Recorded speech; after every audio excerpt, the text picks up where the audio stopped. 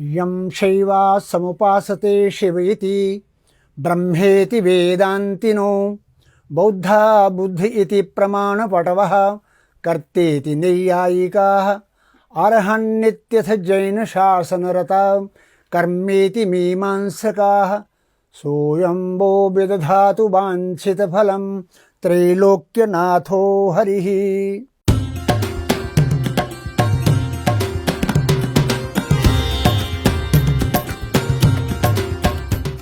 आज द्वितीय नवरात्र है। द्वितीय नवरात्र के दिन भगवती वैष्णवी के जो 9 रूप हैं उनमें दूसरे रूप का दर्शन कर रहे हैं, दूसरे रूप की आराधना कर रहे हैं सभी भक्तजन। दूसरा नवरात्र सभी के लिए मंगलकारक हो। यहाँ पर मैं यह आपको बतलाऊंगा, आप सभी जानते भी हैं क्योंकि इसी प्रांत के, जम्मू कश्मीर प्रांत के रहने वाले हैं। हमारा जम्मू कश्मीर प्रांत शक्ति प्रधान प्रांत है। इसमें शक्तियों की महिमा और उनकी कृपा हम सब पर रही है।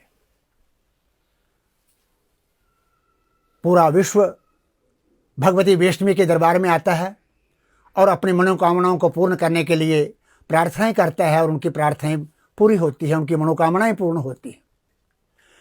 इसके साथ साथ आप ये देखते हैं कि कश्मीर में खीर भवानी माता का मंदिर है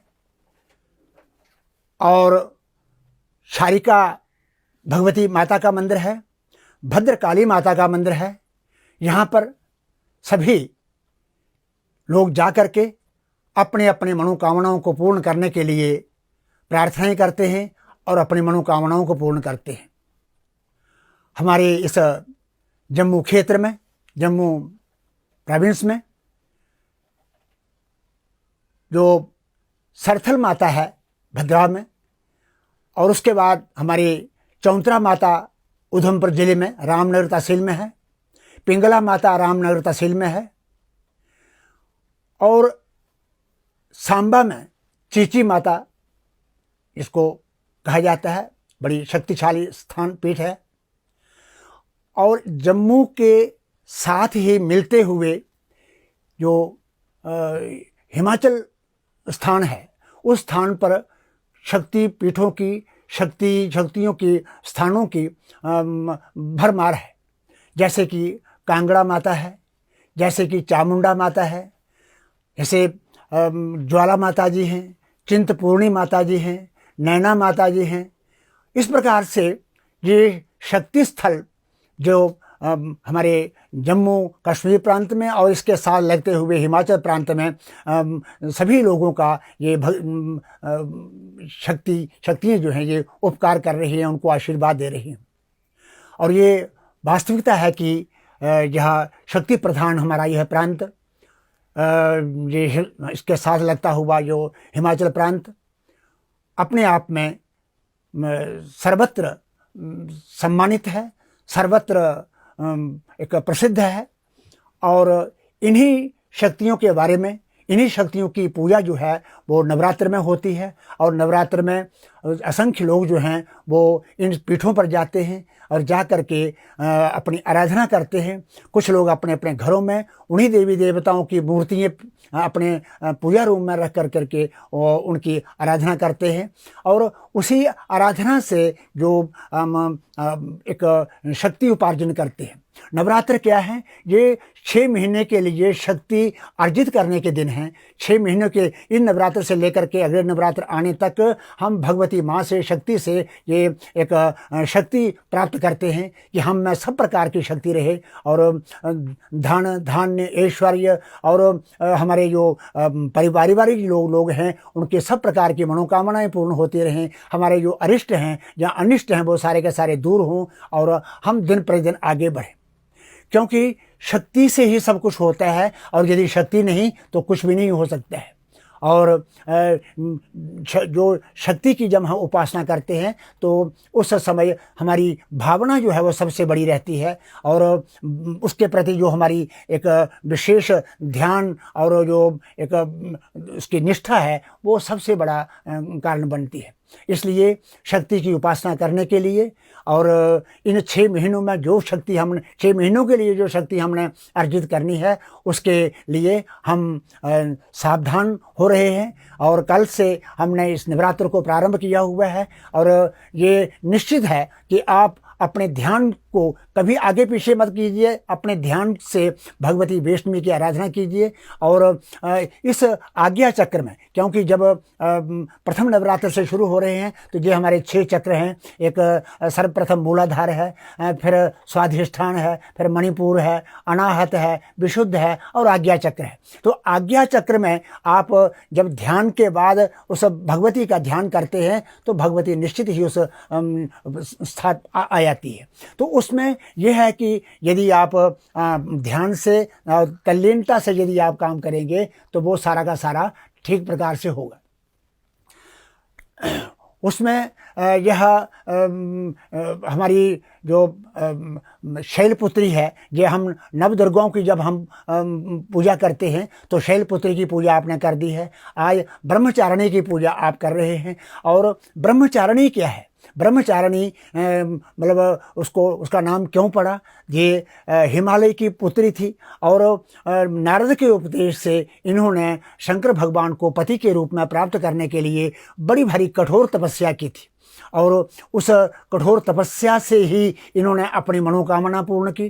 और ऐसी कठोर तपस्या कि सबसे पहले तो इन्होंने जो अपने 100 वर्ष तक कंदमूल फल खा करके अपना निर्वहन किया और तपस्या करते रही। उसके बाद 1000 वर्ष तक फल इत्यादि खा करके अपना तपस्या करती रही और अपने जीवन का निर्वाह भी करती रही। उसके बाद बहुत समय तक ये खुले आकाश में और तथा धूप में और सर्दी में ये अपनी तपस्या को निरंतर जारी रखी और उन समय तपस्या करती रही। उसके बाद 3000 वर्ष तक बेल वृक्ष जो होता है, बेल वृक्ष के गिरे हुए नीचे पत्ते जो थे उनको खा करके इन्होंने अपना जो तपस्या जो थी वो लगातार निरंतर जो थी वो जारी रखी। और उसके बाद इन्होंने पत्ते को खाना भी छोड़ दिया। और जब पत्ते को खाना छोड़ दिया, आपने देखा होगा कि भगवती वैष्णवी के नामों में या पार्वती के नामों में एक अपर्णा नाम है, एक उमा नाम है। तो वो इसी तपस्या से दोनों नाम जो हम पढ़े हैं, एक अपर्णा नाम पर्ण पत्ते को कहते हैं, और जब पत्ते को खाना छोड़ दिया तो न पर्णा थी अपर्णा, अर्थात पर्ण पत्ते को खाना भी जिसने छोड़ दिया है इसलिए उसका नाम अपर्णा हो गया। और उसके बाद फिर जब इसका ऐसा हुआ कि भाई इसकी तपस्या से, इसकी जो तपश्चर्या थी उससे सभी लोग जो थे वो ज़्यादा प्रभावित हुए और बहुत ज़्यादा लोग, देवता, ऋषि, मुनि, सिद्ध, गंधर्व जो थे वो सभी एक आश्चर्यचकित हो गए कि इतनी बड़ी तपस्या इस ब्रह्मचारिणी ने की है। और उसके साथ साथ ही इनकी माँ जो थी, माँ ने अपनी पुत्री ब्रह्मचारिणी को देखा, बहुत कृश हो गई है, बड़ी कमज़ोर हो गई है। और माँ भी बड़ी हैरानगी से, वो माँ इस प्रकार से ये क्या इस प्रकार से कहती हुई जब उसने ये देखा तो उस समय हैरानगी से बोलने के कारण से वो माँ ये इस प्रकार, तो उसका नाम उमा पड़ गया।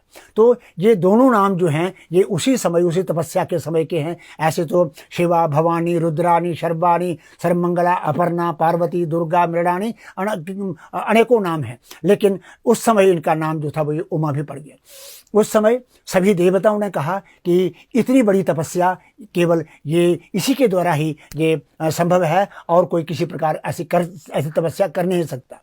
उसके बाद ब्रह्मा जी ने जब अपने ध्यान से देखा तो इतनी बड़ी तपस्या जो करने वाली, इसके सिवाय और कोई ऐसा हो भी नहीं सकता है। ब्रह्मा जी ने अपनी आकाशवाणी के द्वारा कहा कि हे ब्रह्मचारिणी, आप तपस्या से विरत हो जाओ, क्योंकि ये इतनी बड़ी तपस्या आपके द्वारा ही संभव थी और इसलिए आपकी मनोकामना पूर्ण होगी। आप जिन शंकर भगवान को पति के रूप में प्राप्त करने के लिए तपस्या कर रहे हैं वो शंकर भगवान, वो चंद्रमौली भगवान जो हैं ये आपको प्राप्त होंगे। अब आप तपस्या से विरत हो जाओ, आपके पिताजी आपको लेने के लिए आ रहे हैं।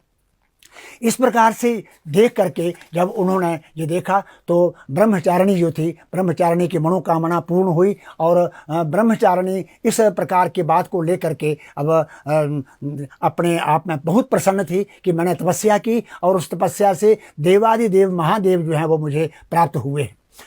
अब मैं आपसे ये कहना चाहूँगा कि तपस्या के बाद और अपना आशीर्वाद प्राप्त करने के बाद अब इसमें सारा कारण क्या है? इसमें सारा कारण है ब्रह्मचर्य। और ब्रह्म वेद को कहते हैं, वेदस्तत्वं तपो ब्रह्म, वेद नाम ब्रह्म का है, तप नाम ब्रह्म का है, तत्व नाम ब्रह्म का है। इसलिए उसके आधार पर जो उस तत्व का आचरण करने वाली, उस तपस्या का आचरण करने वाली जो है वो तपश्चारिणी जो है, तपस्या का आचरण करने वाली ब्रह्मचारिणी। ब्रह्म वेद तद अध्ययनार्थम यद व्रतन तदपि ब्रह्म, ब्रह्म वेद होता है, उसको वेद को पढ़ने के लिए जो व्रत किया जाता है वो भी ब्रह्म होता है। तद्वद आचरणम शीर्मस्या, उसके समान जिसका आचरण है वह ब्रह्मचारी ब्रह्मचारिणी कहलाती है। इसलिए उस ब्रह्म को अर्थात ब्रह्म स्वरूप ब्रह्म तेज को प्राप्त करने के लिए मनुष्य को प्रयास करना चाहिए, क्योंकि ब्रह्मचर्य ही सब कुछ है और ब्रह्मचर्य से ही सारा कुछ हो सकता है। ब्रह्मचर्य हमारा जितना भी हम कहते भी इसमें सामर्थ्य नहीं, सामर्थ्य क्या चीज़ है? सामर्थ्य है ब्रह्म है, कहते भी इसमें यादाश्त नहीं है, यादाश्त क्या चीज़ है? यादाश्त है ब्रह्मचर्य। तो ब्रह्मचर्य तपस्या है, ब्रह्मचर्य पराक्रम है, ब्रह्म कर्म वैदुष्य है, ब्रह्मचर्य जो है वो हमारी स्मरण शक्ति है। ब्रह्मचर्य विद्या को याद करने के लिए हमारे जितने भी शास्त्र हैं, हमारे जितने भी सब्जेक्ट, विद्यार्थियों के जितने सब्जेक्ट जो हैं उन सब्जेक्टों को याद करने के लिए सबसे बड़ा कारण जो है वो उसमें ब्रह्मचर्य है।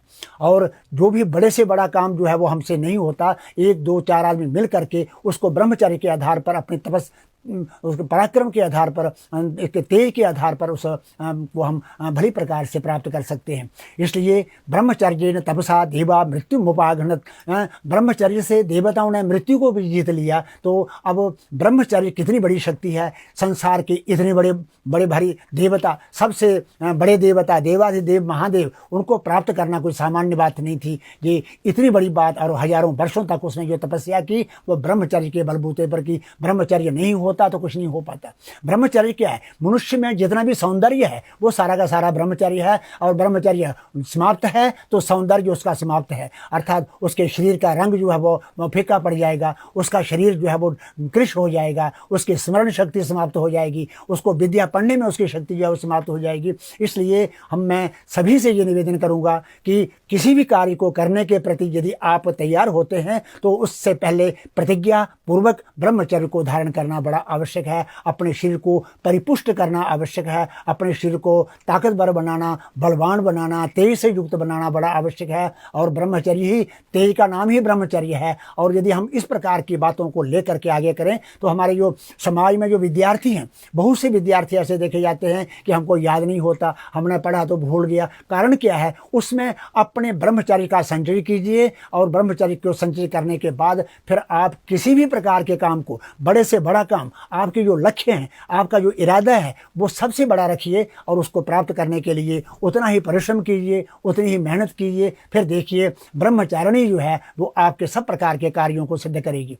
विद्या में सफलता प्राप्त करने के लिए हमेशा सभी विद्यार्थियों को ये चाहिए कि उस ब्रह्मचर्य का पालन करते हुए अपनी विद्या का जो विद्या रूपी जो आपकी तपस्या है, ये तपस्या ये नहीं है कि केवल आंखें बंद करके तपस्या कर। विद्यार्थी जो एक तान लगा करके, एक निष्ठ हो करके अपने लक्ष्य को प्राप्त करने के लिए जो पढ़ते हैं, अभ्यास करते हैं, वही ये तपस्या है। और उनके लिए सबसे बड़ी तपस्या यही है। और इस तपस्या का फल उनको क्या मिलना है? जब विद्या प्राप्त हो जाएगी, जब बहुत बड़े टेस्ट पास कर लेंगे, उसके बाद जब आगे बढ़ेंगे, बड़े ऑफिसर बनेंगे, बड़े आदमी अधिकारी बनेंगे, तो ये ब्रह्मचर्य का ही सारा फल है। इसलिए मैं ये कहूँगा कि आप अपने जीवन में अपने आप को बलशाली बनाते हुए, अपने स्मरण शक्ति को आगे बढ़ाते हुए आगे बढ़ें। फिर देखिए आपका जीवन किस प्रकार एक सुवर्णमय जीवन आपका हो जाएगा। मैं विद्या प्राप्त करने के लिए एक मंत्र बतला रहा हूँ। इस मंत्र का पाठ करने से, इसका जप करने से, इसका सप्तशती के मंत्रों के द्वारा संपूर्ण पाठ करने से विद्यार्थी जो है वो बिल्कुल लाभान्वित होते हैं, और जो विद्याभ्यास करने वाले बड़े लोग भी जो हैं वो भी इससे लाभान्वित होते हैं। उसका एक मंत्र है, विद्या समस्ता स्तव देवी भेदा स्त्रिया समस्ता सकला जगत्सु त्वयैकया पूरितमं भजेतत् का ते स्तुति स्तव्य परा परोक्तिः विद्या समस्ता स्तव देवी भेदा। हे माँ, जितनी भी विद्याएं हैं संसार में, ये सारे के सारी विद्याएं आपके भेद हैं, आपके ही द्वारा सृजित हैं। स्त्रिया समस्ता सकला जगत्सु, सभी स्त्रियां संसार की जो हैं वो सारा ही तेरा ही रूप है, अर्थात स्त्रियों में भी शक्ति रूप में तो ही निवास करती हो। तो ये कया पूर्णमं भजेतत्, तुमने ही पूरे संसार को व्याप्त करके रखा हुआ है, सारा संसार तेरे में ही विद्यमान है। और काते स्तुति स्तव्य परा परोक्ति, इससे ज़्यादा और तेरी क्या स्तुति हो सकती है कि संसार में सर्वत्र सब जगह पर शक्ति रूप में तू ही व्याप्त है। या देवी सर्वभूतेषु शक्ति रूपेण संस्थिता नमस्तस्यै नमस्तस्यै नमस्तस्यै नमो नमः। जो शक्ति के रूप में भगवती वैष्णवी जो है वो स्थित है, और उससे वो अब आगे जो सब प्रकार के कार्य जो हैं वो ठीक संपन्न होंगे। मैं इस समय आपसे थोड़ी सी बात करूंगा कि क्योंकि वेद का नाम, मैंने कहा भी वेद जो है ये वेद का नाम ही ब्रह्म है, या ब्रह्म का नाम ही वेद है। तो ब्रह्मचर्य, ब्रह्मचारी और ब्रह्म तपश्चर्या जो करना जो है, ये तो वेद क्या आज्ञा देता है। तो अक्षर ब्रह्म जो है, हम जो हमारा जो अक्षर है, अक्षर जो क ख ग या ओम अ ई या ए बी सी जो भी है, ये अक्षर ब्रह्म है।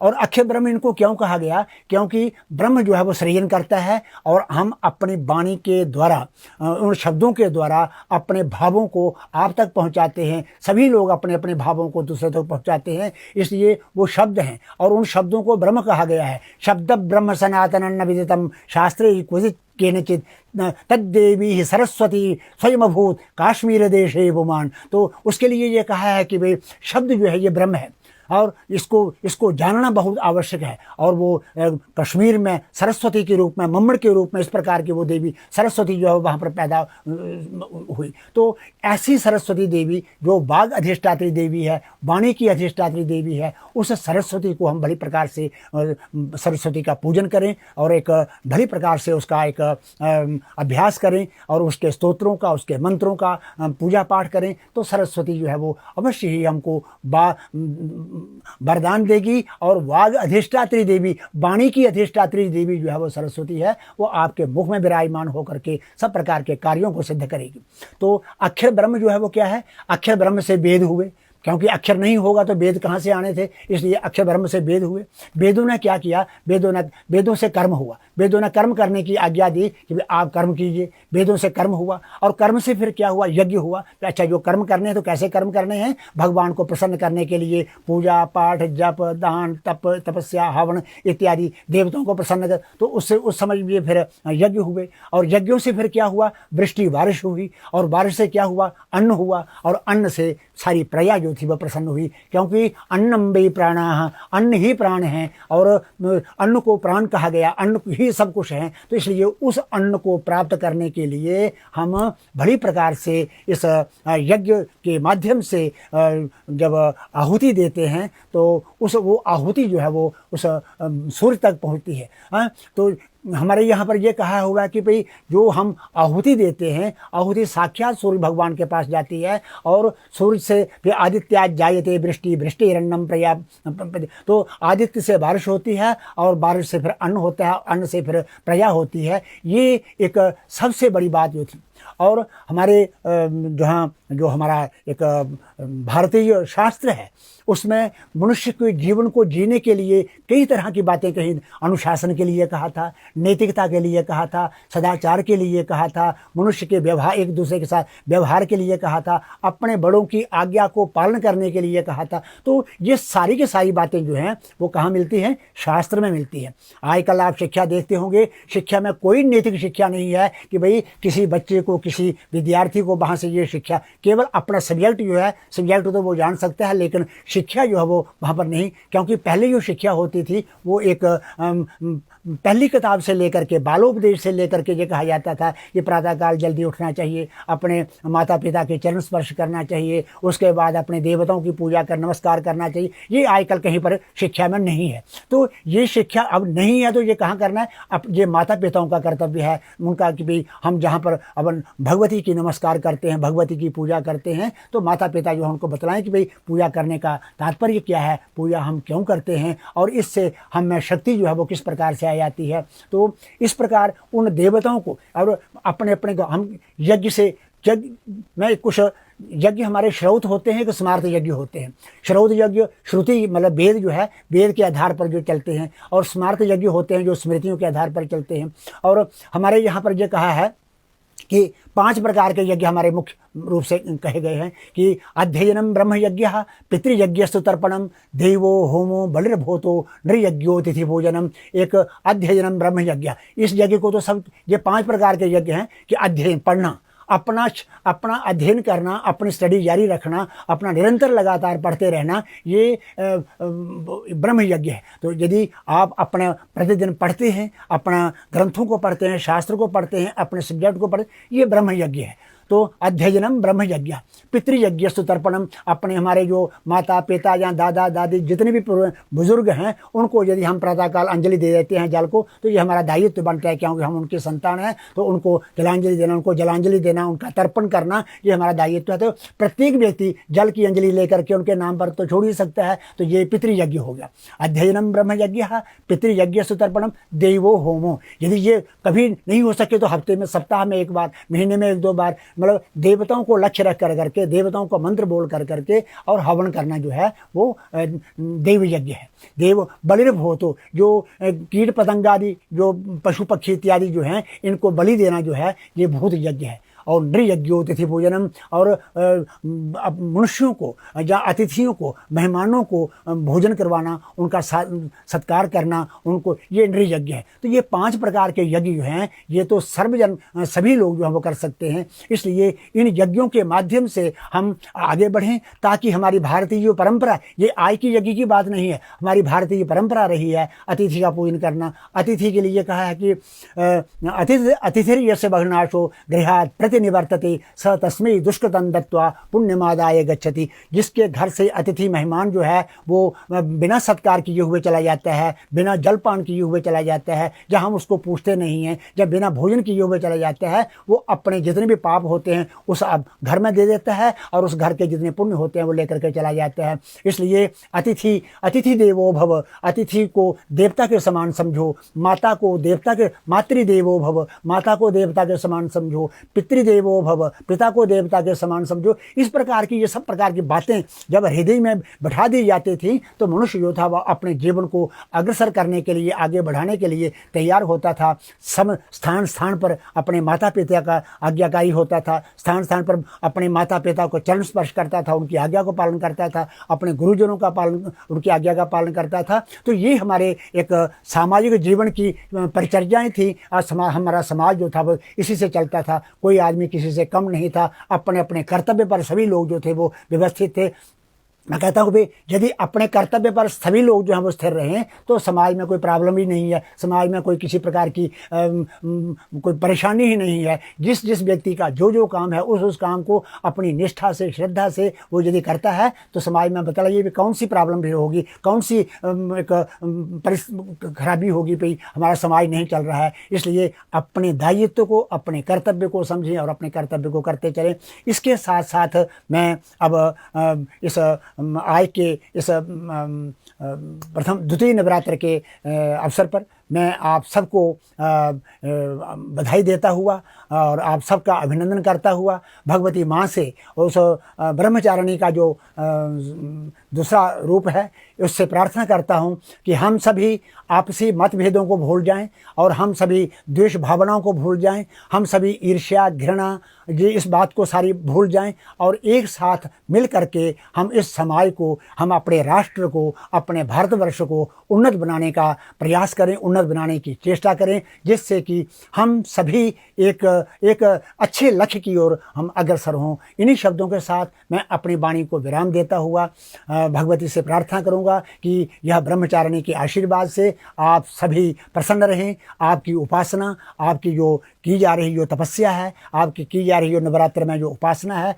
वो फलीभूत हो, आपके मनोकामनाएं सारी पूर्ण हो और विशेष आशीर्वाद जो है वो भगवती आपको दे। मैं एक श्लोक के माध्यम से आपसे कहूँगा, ऋग्वेद का मंत्र है, इसी ऋग्वेद के मंत्र से मैं कहूँगा, आपको आशीर्वाद दूंगा।